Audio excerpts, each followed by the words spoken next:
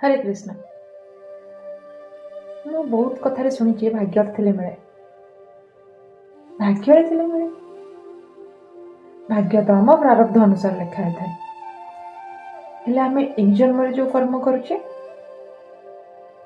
ତାର କ'ଣ କିଛି ଫଳ ନାହିଁ? ହଁ, ଯଦି ଆମେ ଭୁଲ କାମ କରୁଛେ ତାହେଲେ ଭୁଲ ଫଳ ମିଳିବ। ଯଦି ଆମେ ଠିକ କର୍ମ କରୁଛେ ତାହେଲେ ଆମର ଠିକ କର୍ମର ଫଳ ଆମର ପୂର୍ବ ପ୍ରାରବ୍ଧର ରେଖାକୁ ବି ବଦଳେଇ ଦେଇପାରିବ। ମୁଁ ପର୍ସନାଲି ଏଥିରେ ବିଲିଭ କରେ। ତାପରେ ମୁଁ କାହିଁକି ସେଇ ଜିନିଷଟାରେ ଭରସା ରଖିବି ଯେ ମୋ ଭାଗ୍ୟରେ ନାହିଁ କି ମୋ ଭାଗ୍ୟରେ ଥିଲେ ପାଇବି? ମୁଁ କାହିଁକି ଏଇ ଜିନିଷଟାରେ ଭରସା ରଖିବିନି ଆଉ ମୋ ପ୍ରଭୁଙ୍କୁ ମୁଁ ପ୍ରାର୍ଥନା କରିବିନି ଯେ ହେ ପ୍ରଭୁ ମତେ ଏଇ ଜିନିଷଟା ଦିଅ ବୋଲି?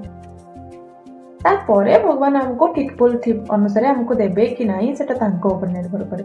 ମୁଁ କାହିଁକି ମୋ ଭଗବାନଙ୍କ ଉପରେ ଭରସା ନ ରଖିକି ଭାଗ୍ୟରେ ଥିଲେ ପାଇବି ବୋଲି ଭରସା କରିକି ରହିଯିବି? କାହିଁକି ମୁଁ ଭଗବାନଙ୍କ ଉପରେ ଭରସା ରଖିବିନି?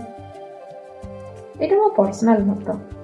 ଫାର୍ଷ୍ଟ ତ ଆମେ ଆମର କର୍ମକୁ ସେତିକି ଭଲ କରିବା ଯାହାଦ୍ୱାରା ଆମ ପୂର୍ବ ଜନ୍ମରେ ଯାହା ବି କୁକର୍ମ ଥିବ ତାର ପ୍ରାରବ୍ଧ ଧୀରେ ଧୀରେ କଟିବ।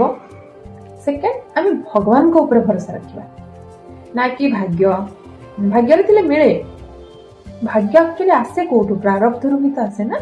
ପ୍ରାରବ୍ଧରେ ଆମେ ଭଲ କର୍ମ କରିଥିଲେ ଆମର ଭଲ ଭାଗ୍ୟରେ ବା ଭାଗ୍ୟରେ ଭଲ ଭଲ ଥିବ। ଯଦି ଆମେ ପ୍ରାରବ୍ଧ ହିଁ ଖରାପ କରିଥିବା ତାହେଲେ ଖରାପ ରହିବ।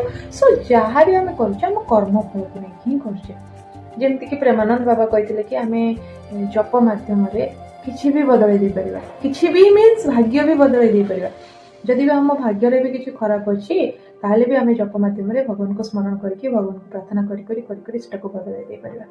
ତେଣୁକରି ଭାଗ୍ୟ ଭରସାରେ ବସନ୍ତୁନି। ଫାଷ୍ଟ ତ କର୍ମ ସେତିକି କରନ୍ତୁ, ସେକେଣ୍ଡ ଭଗବାନଙ୍କ ଉପରେ ଭରସା ରଖନ୍ତୁ, ତାଙ୍କୁ ପ୍ରାର୍ଥନା କରନ୍ତୁ, ତାଙ୍କୁ ଡାକନ୍ତୁ, ତାଙ୍କୁ ଜପନ୍ତୁ, ତାଙ୍କୁ ଏତେ ସ୍ମରଣ କରିଦିଅନ୍ତୁ ଯେ ସେ ବାଧ୍ୟ ହେଇଯିବେ ଯେ କିଏ ସେ ମତେ ବାର ବାର ମନେ ପକଉଛି, ଏ ତାକୁ ଦେଇଦେବେ।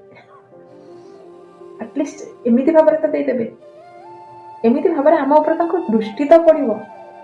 ନହେଲେ ଏତେ ବଡ ସଂସାରରେ ଏତେ ଜୀବମାନଙ୍କ ଭିତରେ ଆମ ଉପରେ ଦୃଷ୍ଟି ଭଗବାନଙ୍କର ପଡିଯିବାଟା କ'ଣ ଛୋଟିଆ କଥା? ସୋ କର୍ମ ଉପରେ ଭରସା କରନ୍ତୁ, ଭଗବାନଙ୍କ ଉପରେ ଭରସା କରନ୍ତୁ, ନା କି ଭାଗ୍ୟକୁ ଆଧରିକି ରହିଯିବେ। କର୍ମ ଭଲ କରିବାର ଅଛି ଆଉ ଭଗବାନଙ୍କୁ ବିଶ୍ୱାସ କରିବାର ଅଛି। ତା ସହିତ ଚାଣ୍ଟିଂ ନାମ ଜପ ଭୁଲିବାର ନାହିଁ, ସେଟା ମନେ ରଖିଥିବେ।